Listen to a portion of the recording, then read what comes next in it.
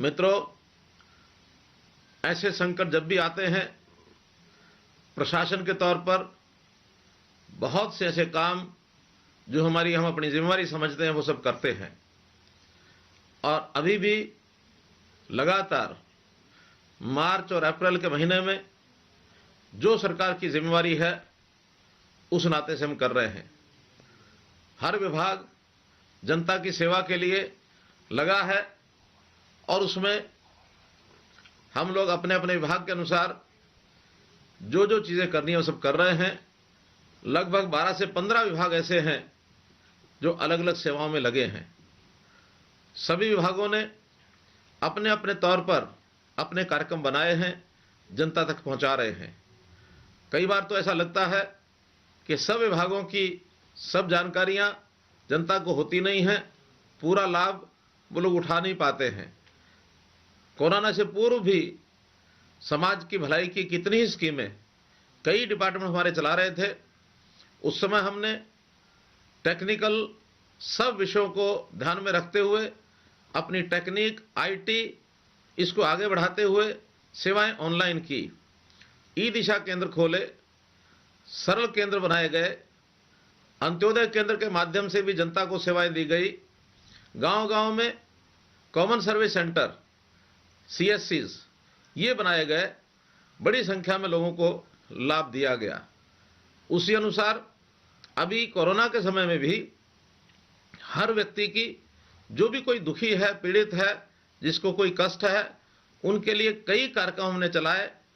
अलग अलग online system से, अलग अलग ऐप के माध्यम से ये सब चीज़ें आप तक पहुंचाई गई। लेकिन हमें ध्यान में आ रहा है कि बहुत लोगों को इन सब सुविधाओं का समय पर लाभ नहीं मिल पा रहा है। हमने हेल्पलाइन भी बनाई है। लगातार हर दिन हमारे पास 5000 से 8000 तक टेलीफोन कॉल्स आती हैं और ये तो केवल कोरोना से संबंधित के में आती हैं। अगर हम अन्य विभागों को भी साथ जोड़ लें, अर्थात फसल, किसान, मंडी, प्रोक्योरमेंट का विषय या ऑनलाइन हेल्थ सर्विसेज, डॉक्टर से जो लोग टेली मेडिसिन के माध्यम से दवा लेना चाहते हैं, ये सब विषय यदि इनको जोड़ते हैं तो और डबल संख्या ये हो जाती है। अब इन सब चीज़ों को एक साथ एक जगह पर लाकर और एक सुविधा ऐसी दी जाए ताकि किसी को भी किसी चीज़ की आवश्यकता हो तो हम एक ही क्लिक बटन से अपने मोबाइल के माध्यम से उसको प्राप्त कर सकें। इस उद्देश्य की पूर्ति के लिए हमने एक ऐप बनाया है, जन सहायक इस नाते से इस ऐप का नाम होगा। कहीं इसका प्रचार हेल्प मी इस नाते से भी हुआ है, लेकिन जन सहायक के रूप में इस ऐप को हम कल से डाउनलोड कर सकेंगे और उसमें से जो आवश्यकता हमारी है, जो सहायता हमको चाहिए, वो हम प्राप्त कर सकेंगे। अभी हमारे जो टेक्निकल लोग हैं, हमारे जो अधिकारी हैं, वो आपके सामने इस सारे विषय को रखेंगे। हमारे औद्योगिक प्रशिक्षण और कौशल विकास के जो प्रिंसिपल सेक्रेटरी हैं श्री विजेंद्र सिंह जी, और अतिरिक्त हमारे जो additional principal secretary Shri Umashankar ji इस विषय के बारे में आपको विस्तार से बताएंगे, इसकी उपयोगिता के बारे में आपको बताएंगे। एक बार मैं इनको अपनी ओर से हैंडओवर करता हूं कि इस विषय को जरूर जनता के सामने रखें। श्री विजेंद्र सिंह जी। ये जन सहायक नाम की मोबाइल ऐप है जो कल से एंड्रॉयड प्ले स्टोर पर उपलब्ध करवा दी जाएगी। इसके अंदर जैसे बाकी मोबाइल ऐप्स में आपको पहले रजिस्टर करना होता है, उसी तरह से अपना नाम, मोबाइल नंबर डाल के एक OTP आएगा, उसके बाद आप रजिस्टर हो जाएंगे। उसके बाद हिंदी या इंग्लिश, ये ऐप दोनों भाषाओं में है। आप उसमें से जो भी चूज़ करेंगे उसके हिसाब से मोबाइल ऐप आपके सम्मुख होगी।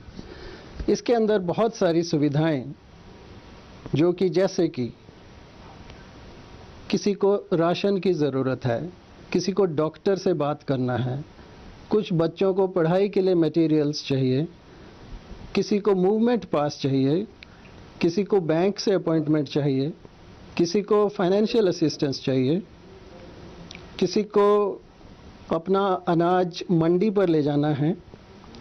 इस तरह की बहुत सारी इसके अंदर सुविधाएं हमने नागरिकों के लिए बना दी हैं। जैसे ही आप अपना सर्विस चुनेंगे वैसे ही वो उचित ज़िले में उचित अफसर के पास पहुंच जाएगी। ये मोबाइल ऐप जीपीएस लोकेशन ले लेती है और हमारे अफसरों को पता चल जाता है कि आप कहां पर हैं और आपके पास सुविधा हमें एक निश्चित समय में पहुंचानी है। इसके अलावा इस ऐप के अंदर एक और भी सुविधा दी गई है। कई बार ऐसा होता है कि नागरिक अपनी सेवा अपने दूसरे नागरिकों के लिए देना चाहते हैं। ऐसे केस में 3 तरह की सेवाएं कोई नागरिक अगर देना चाहे तो वो अपना ऑप्शन दे सकता है। एक तो वॉलंटियर, कि किसी भी तरह का वो वॉलंटियर काम करना चाहता हो स्टेट के लिए, वो यहाँ पर अपना ऑप्शन दे सकता है। दूसरा, अगर आपने किसी फैमिली के लिए राशन उपलब्ध करवाना है तो उसका भी इसके अंदर प्रावधान है। तीसरा, हरियाणा कोरोना फंड में अगर आपने डोनेशन देनी है तो उसका भी प्रावधान इसके अंदर किया गया है। जैसे ही आपकी रिक्वेस्ट उचित ज़िले में उचित अफसर के पास पहुंच जाएगी तो आपको मैसेज आ जाएगा कि आपकी रिक्वेस्ट दर्ज हो गई है और वो कंसर्न्ड ऑफिसर जो है कार्य पर लग जाएगा। थोड़ी देर में आपके पास ये सुविधा उपलब्ध करवा दी जाएगी। और हरियाणा सरकार के तरफ से जो इस कोरोना के समय में अलग अलग तरीके से सरकार आपके साथ, आपके तत्पर खड़ी है, उसको सब एक छत पे ले आए ताकि सारी सुविधा हम एक छत के माध्यम से आपको उपलब्ध कराएं। इस ऐप को बनाने में एक हरियाणा का नागरिक जो सामने आया और कहा कि मैं इस ऐप को बनाने में सरकार की सहायता कर सकता हूं, और 2 हरियाणा के युवा होनहार अधिकारी, एक एचसीएस अफसर जो अंडर ट्रेनिंग है और एक आईएएस अफसर ने मिलकर इस ऐप की संरचना करी है। इस ऐप में अगर किसी को राशन की जरूरत है, कुक्ड फूड की जरूरत है, पका हुआ भोजन, वो अपनी चॉइस कर सकता है। सिस्टम अपने आप चेक करता है और चेक के माध्यम से जिसको राशन की जरूरत है और राशन उसको अन्य जगह से मिल नहीं पा रही है, उसको राशन की सुविधा, एक डिस्ट्रेस टोकन मिलेगी जिसके तहत वो राशन की दुकान में जाके मुफ्त में अनाज ले सकता है। इसी तरह अगर डॉक्टर की भी जरूरत है तो इस ऐप के माध्यम से टेलीमेडिसिन की सुविधा प्रयोग की जाती है। किसी को एम्बुलेंस या किसी अस्पताल में जाने की जरूरत है तो यह एम्बुलेंस की भी बुलाने की सुविधा इसी ऐप में प्रदान की गई है। अनेक इसी तरीके से जो कोरोना में लॉकडाउन के माध्यम से बच्चे अपनी पढ़ाई नहीं पूरी कर पा रहे हैं या पढ़ाई में मन लगाना चाहते हैं, तो लर्निंग रिसोर्सेज जो हैं वो सारे इकट्ठे एक ही छत पे दे दिए हैं।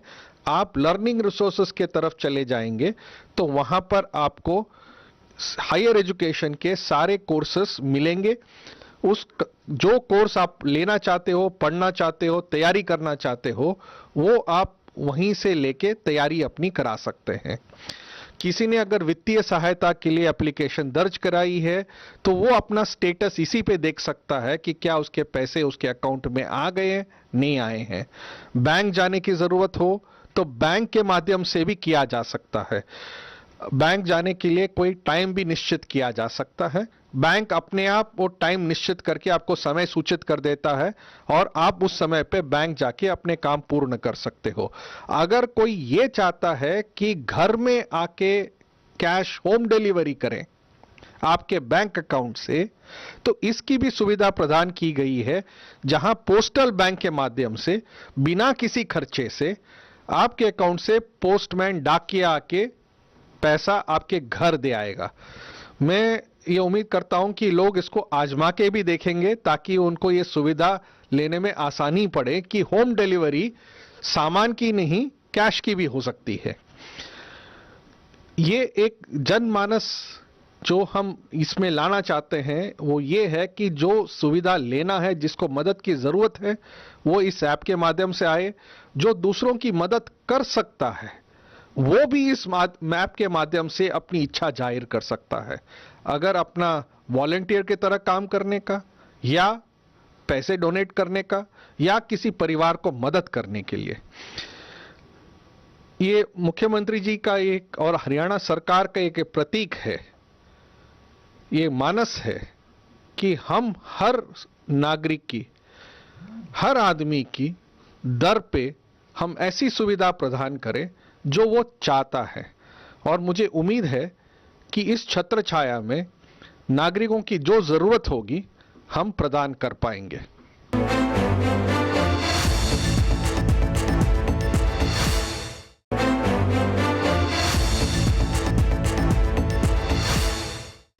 तो देखा आपने कि इस ऐप के माध्यम से हर प्रकार की सहायता के लिए एक प्लेटफॉर्म आपको दिया गया है।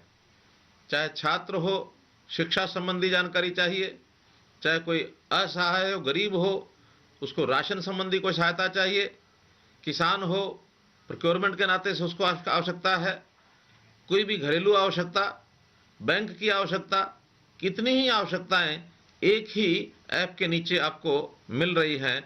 इसलिए आज इसका लॉन्च किया जा रहा है।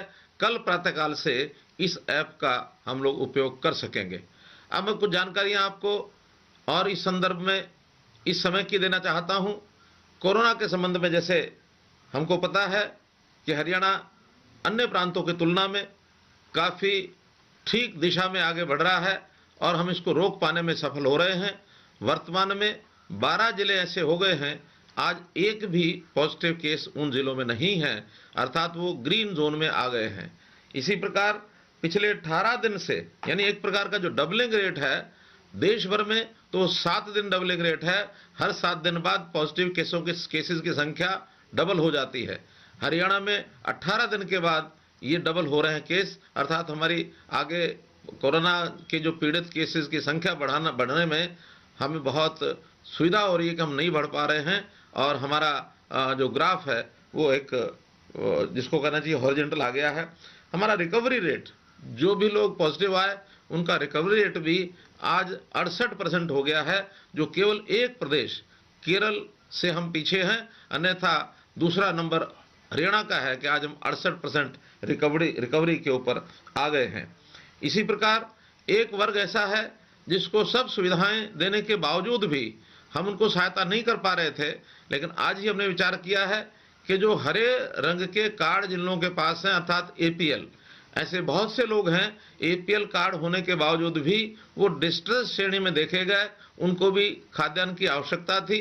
जो लोग वास्तव में गरीब थे, किन्हीं कारणों से उनका बीपीएल कार्ड नहीं बन पाया था, ऐसे लोगों को शायद अभी तक सहायता सुविधा नहीं मिल पा रही थी। लेकिन हमने विचार किया कि जिन्होंने अप्लाई किया हुआ है, कम से कम 3 महीने के लिए 30 जून तक उनको राशन की दुकान पर मुफ्त राशन देने की बात जो भी एक सूची के आधार पर नीचे से रिकमेंड होकर के आई है, ऐसी 1,40,000 लोगों को सीधा राशन देने का भी आज हमने ये पोर्टल खोल दिया है और कल से उनको डिस्ट्रेस कूपन ये जारी होने शुरू हो जाएंगे।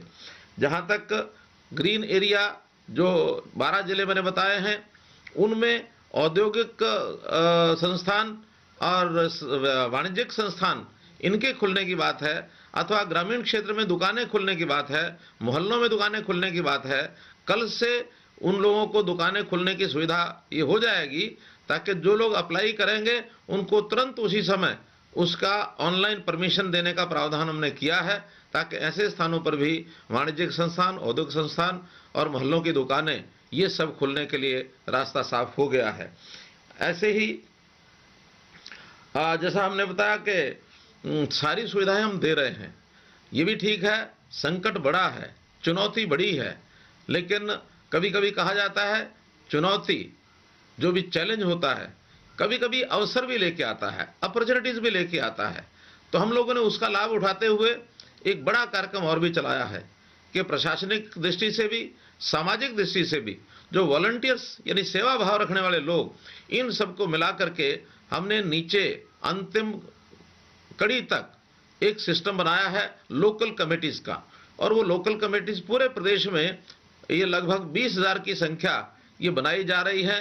और जहां हमने ऐप के माध्यम से सब जानकारियां आपसे लेने की कोशिश की है, वहीं हमारी जो स्थानीय ये जो कमेटीज हैं, लोकल कमेटीज, वहाँ 5 से लेकर 11 तक लोग होंगे, जिसमें सरकारी कर्मचारी भी होंगे, सामाजिक संस्थाओं के लोग भी होंगे, उसमें वॉलंटियर्स भी होंगे, उसमें सोशल वर्कर्स भी होंगे, राजनीतिक संस्थाओं के लोग भी होंगे, धार्मिक संस्थाओं के लोग भी अपने आप को शामिल करा सकते हैं। ये सब शामिल कराने के लिए वहाँ के लोकल एडमिनिस्ट्रेशन के माध्यम से अपना नाम जुड़ा सकते हैं, ताकि हम अपनी लोकल कमेटी में जाकर लोगों की सेवा कर सकें।